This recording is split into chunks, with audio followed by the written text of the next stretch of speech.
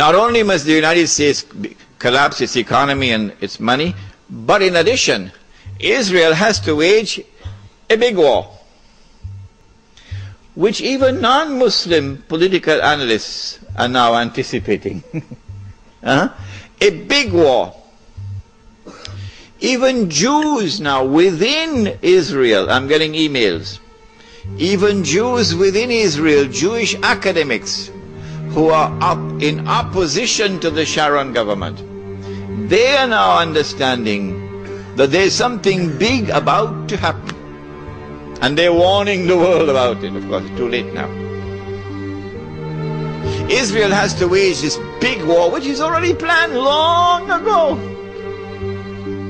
And the territory of the state of Israel will dramatically expand.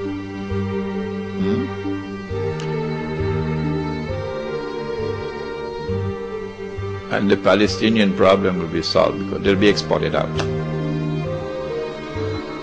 That is the massive human rights crime that the Israeli academics are now anticipating and warning the world about. But in addition, in order for Israel to become the ruling state in the world, not only must she take control of all of this territory, she must also control the oil of the Middle East. Saudi oil, Iraqi oil, Kuwaiti oil, Gulf oil. But I don't see Israel taking Iranian oil. No. And you'd want to ask me why. Yes, you'd want to ask me why. In the question and answer session, not now. I don't see Israel touching the Iranian oil. Now that's going to be a very, very important event in world affairs. If Israel takes control of this oil, Israel will have her hands on the throat of the world. Not so much Britain and the United States, because Britain has North Sea oil. The United States has a lot of oil, sufficient to meet its domestic consumption. And so who is going to have Israel at their throats? The answer, Europe, Japan, and the rest of the world dependent upon Middle East oil, but particularly Europe and Japan. Which is why at this moment you will notice a lot of strange noises coming out of Europe in hostility to the United States. Because the Europeans are beginning to open their eyes and now beginning to slowly understand what we knew all along. Yes. This is why the German minister made the statement concerning Mr. Bush and acting in a way like Hitler acted. It's not by accident.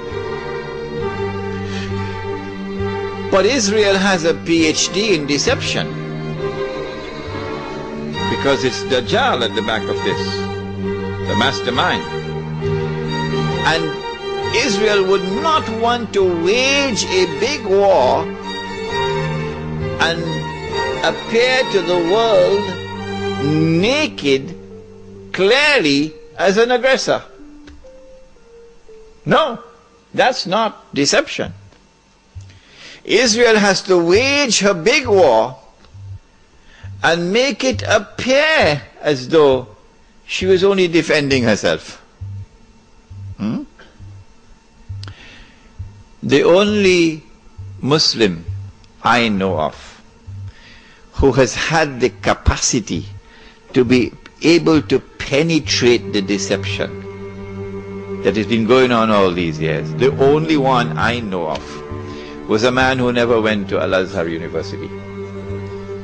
Now, he wasn't a sheikh. His name was Malcolm X. He's the only man I know of who had that eyes which to see and clearly recognize the strategy and the deception. Read Malcolm X. How is Israel going to launch this big war and yet get away from being perceived by the whole of humanity as the aggressor, blatant aggression? You have to come with a good strategy. The strategy is this. Ariel Sharon goes into Masjid al-Aqsa with 1,000 Israeli military with him, with their shoes on, with the full knowledge that this calculated act of extreme provocation must have a response, a fiery response. And as the flames of the new intifada emerge, you must keep it burning by committing upon the Palestinian people more and more atrocities that drive them into a greater and greater rage. This is planning, this is strategy, this is not happening by accident. As Israel unleashes this barbaric oppression upon the Palestinian people, you must have a television station which you plant amongst them, which will cover this, that your Egyptian television would not cover, and your Jordanian government would not allow on Jordanian television. So you create something called Al Jazeera. And the Arab masses believe Al Jazeera is their station. This is the only place in the world we can get authentic information, Al Jazeera. So Al Jazeera is now used to portray all the atrocities. And so around around the Arab world, the masses only have to tune into Al Jazeera and they know what's happening. And so the Arab masses become more and more angry, more and more enraged. And guess who begins to tremble now? The governments which are pro-American. The governments which have entered into peace treaties with Israel. These are the ones who are now trembling because their people are becoming more and more enraged. So Mubarak in Egypt and Saudi Arabia, I don't know, it's Fahad or Abdullah, and Abdullah in Jordan, and Sheikh Sabah in Kuwait, etc. Israel has to judge the temperature on the ground in the Arab world. And because Israel has a strategic military alliance with the United States of America, it is when Israel judges the temperature to be hot enough, only then will Israel give the go-ahead to the United States to attack Iraq. Only then. And you have to inform the whole world in advance that you're going to attack Iraq. So the masses must be expecting it. Why? So that when the United States attacks Iraq, you would have the kind of spontaneous outputs and their struggle against the oppression of the Shah, that there were also others at work to help them without their even knowing it.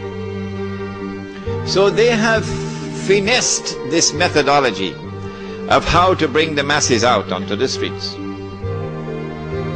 And this is what is about to occur.